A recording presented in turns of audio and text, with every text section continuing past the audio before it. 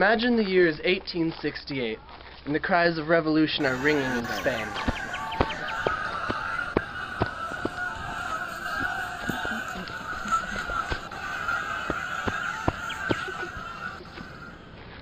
So far in this point of history, we've seen revolutions all over the country. America, England, all these countries are shouting for revolution. And now it's time for one of the most famous, the Glorious Revolution of Spain. Here in the castle of Queen Isabella II, we're going to take you into the past and show you just what happened in 1868. Imagine that you're a Spanish peasant, and your economy's gone bankrupt, your government is corrupt. Why not revolt? Well, they didn't have a good enough reason yet. So what would finally be the straw that broke the camel's back in this great revolution? A book.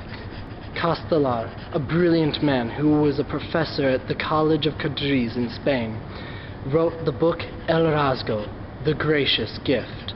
This book was not one with a pleasant message. In 1864, the book El Rasgo was written by Don Emilio Castelar. This was written because Queen Isabella II gave 3/4 of the annual income to Sir Neves. Since the country was in debt, this was a bad economical decision on the Queen's part. El Rasgo covers the reasons why the Queen should no longer be in power. However, this led to Neves firing. Castelar, you've disgraced the Queen and your book is an act of tyranny. Get him. You're fired. You can't do this! This caused an upset amongst the students at Cadiz. They revolted non-violently, but Neves had the military come in and kill hundreds. In September of 1868, naval forces under Admiral Juan Bautista Topete mutinied in Cadiz. Find her! Kill her! Bring the Queen! Throw her up! Banish her! Bring the Queen! This was the same city where a half-century earlier, Rafael del Rigo led his coup against Isabella's father.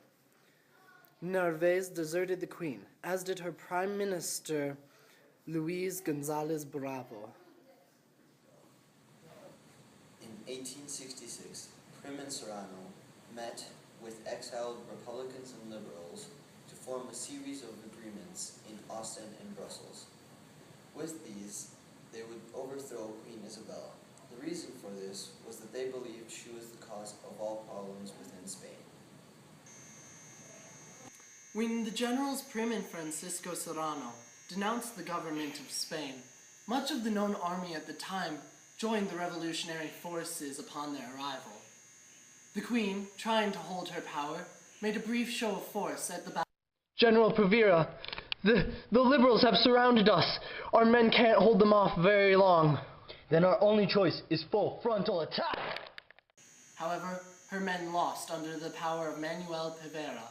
General Pavia, our men are here, here, here, and here, but the liberals have us surrounded on all ends. Our only choice is to vacate the Queen. Really is the heart of this revolution. Even though there were no plans made or strategies used, the revolutionists came to action, and this action led to the banishment of their queen. The Loyalists lost 1,000 men, and the revolutionary forces only 500. The Queen was finally banished from Spain to Paris in the year of 1868.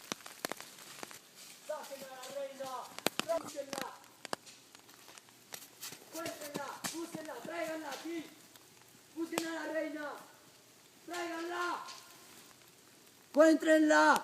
¡Ya! Even though the revolutionary spirit that had won the Battle of Alcácer was strong, it lacked direction.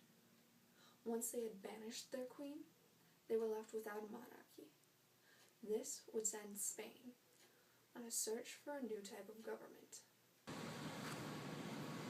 During this 2-year surge, Prim and Serrano both take turns in being a regiment, which would substitute for the lack of a monarch.